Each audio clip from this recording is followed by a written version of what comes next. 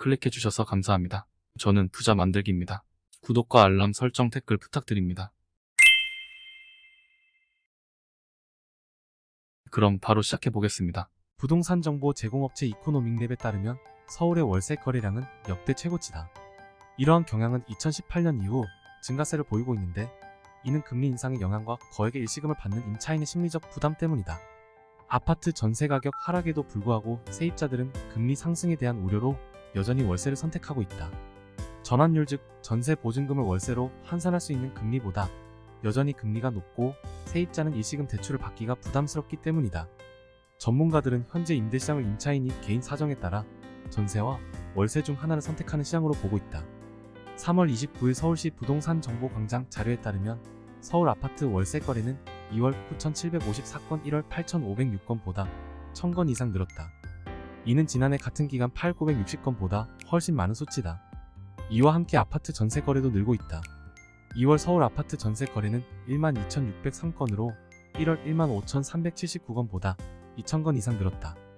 다만 지난해 동기 13,109건보다는 소폭 감소했다. 월세 거래와 전세 거래가 동시에 증가하는 이유는 전세 가격은 하락했지만 전환율은 여전히 전세 대출 금리보다 낮기 때문이다.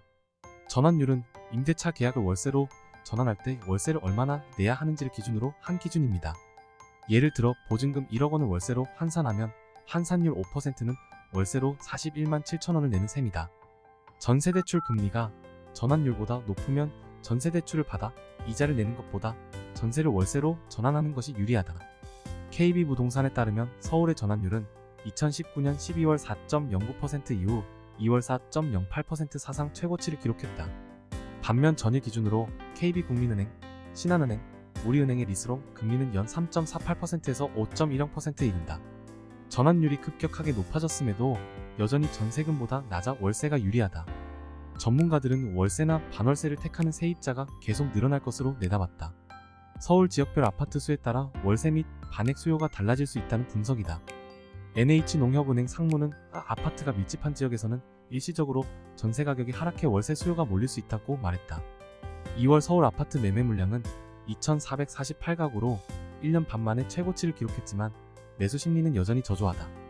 부동산 지표가 소폭 개선되고 있음에도 불구하고 시장은 여전히 회복에 어려움을 겪고 있고 매수 심리도 아직 겨울잠에서 깨어나지 못하고 있다. 29일 서울 부동산 정보광장 자료에 따르면 2월 서울 아파트 매매 물량은 2,448건으로 전국 아파트 값이 1,000원대를 돌파한 것으로 파악된 2021년 9월 이후 최고치를 기록했다. 이 694에서 정점. 지난해 2월 819건과 12월 835건과 비교해도 3배 가까이 늘었다. 지역별로 보면 부산의 매매 건수는 지난해 11월 1,177건, 12월 1,231건, 올해 1월 1,245건으로 두 달 연속 증가세를 보였다. 광주도 지난해 12월 673명에서 올해 1월 852명으로 늘었고, 울산은 457명에서 535명, 경기는 3,698명에서 4,093명으로 늘었다. 분양시장의 전반적인 지표를 나타내는 아파트 분양 전망 지수도 회복세를 보이고 있다. 대한주택연구원 조사에 따르면 3월 전국 분양 전망 지수는 73.6으로 2월보다 2.5포인트 올랐다. 금리 인상 여파로 지난해 10월 35.7까지 떨어졌던 국내 분양 전망 지수는 5개월 연속 상승세를 이어오다 올해 3월에는 총 38.3포인트 오른 74.0을 기록했다.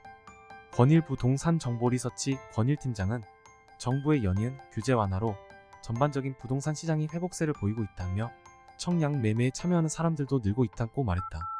증가할 것으로 예상된다. 그러나 매수 심리는 여전히 낮다. KB부동산 월간 통계에 따르면 최근 6개월간 매수 우위 지수는 17.3에서 21.9 사이를 형성해 현재 아파트 매수를 원하는 수요자가 극소수인 것으로 나타났다. 부동산 시장의 매수자와 매도자 수를 측정하는 매수지수는 지난해 1월 이후 100을 넘지 못했다. 부동산 R114 윤지 수성리서치 애널리스트는 최근 정부의 금융규제 완화와 조세정책 등으로 거래량이 점차 정상화될 가능성이 높다고 말했다. 그러나 아직 절대적인 거래량과 미분양 부동산이 부족해 약세 전망은 여전히 유효하다. 함영진 직방 빅데이터랩 총무팀장은 최근 집값 하락 폭로와 각종 규제 완화로 세금 부담이 줄었다고 설명했다. 그러나 규제 완화는 집값 회복에 영향을 주기보다는 내 집 마련에 대한 심리적 부담을 줄이고 주 거주지를 바꾸려는 사람들의 진입 문턱을 낮추는 효과가 있을 것으로 기대된다. 정부가 저출산 고령화 대책의 일환으로 신혼부부 청년 가구를 위한 주택 4만 3천 가구를 공급하겠다고 밝혔다. 이는 1991년 여성 1인당 1.71명에서 2022년 0.78명으로 한국의 총 출산율이 감소하고 향후 10년 동안 노인 인구가 2배가 될 것으로 예상되기 때문입니다. 정부는 올해부터 2027년까지 공공주택 15만 5천 가구, 공공임대주택 10만 가구, 민간주택 17만 5천 가구를 공급한다는 계획이다. 소득 및 자산 상황에 따라 시장 금리보다 낮습니다. 주택담보대출도 연 1.9에서 3% 고정금리로 지원하고 신혼부부 대출 한도를 2억 7천만 원에서 4억 원으로 늘린다. 정부는 자녀가 있는 가정을 돕기 위해 자녀 1인당 10%, 2자녀 가정의 경우 최대 20%의 보너스 포인트를 제공하는 등 공공주택 소유 또는 임대에 대한 소득 및 자산 요건을 완화합니다. 2자녀 가구의 공공임대주택 입주 요건도 중위소득 100%에서 120%로, 순자산 요건도 3자녀 평균 자산 100%에서 120%로 상향된다. 소득 4분 이수. 또 정부는 자녀가 있는 가정의 생활 공간을 확대하고 기존 공공임대 입주민은 자녀 수에 비례해 더 넓은 공간으로 이사할 수 있도록 할 계획이다. 이러한 조치는 젊은 부부와 가족의 주거비 부담을 완화하고 더 많은 자녀를 갖도록 장려하기 위한 것입니다. 정부가 공공임대주택 사업을 통해 자녀가 있는 가정에 맞춤형 주택을 제공하는 등 저출산 대책을 발표했다. 이 프로그램에 따라 가족은 1인 가구의 경우 30에서 40제곱미터에서 4인 이상 가족의 경우 60제곱미터 이상의 크기에 따라 가구 구성원 수에 따라 특정 요구에 맞는 아파트를 받을 수 있습니다. 정부는 또 미완성 아파트를 25로, 기존 아파트를 리모델링해 32제곱미터로 바꾸는 등 행복주택 사업 규모를 확대할 계획이다. 이러한 주택 이니셔티브를 통해 가족을 지원하는 것 외에도 정부는 혼외 출생 자녀가 있는 가정에 유사한 혜택을 제공하는 것을 고려하고 있습니다. 정부는 청년층을 중심으로 소득 연령 등을 기준으로 지원 자격 기준을 마련하고 정책 목표와 가용 자금을 마련할 계획이다. 정부는 또 2023에서 2027년 사이에 무장애 설계, 돌봄 서비스 등 고령 친화주택 공급을 2,000호에서 5,000호로 늘릴 계획이다. 노인 지원을 강화하기 위해 정부는 영구임 대주택 단지의 주거복지사를 2022년 15명에서 2023년 148명으로 늘린다.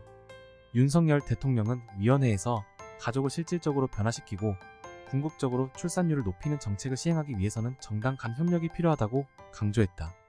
긴 시간 시청해주셔서 감사합니다. 지금까지 부자 만들기였습니다. 더욱 유익한 영상으로 찾아뵙겠습니다.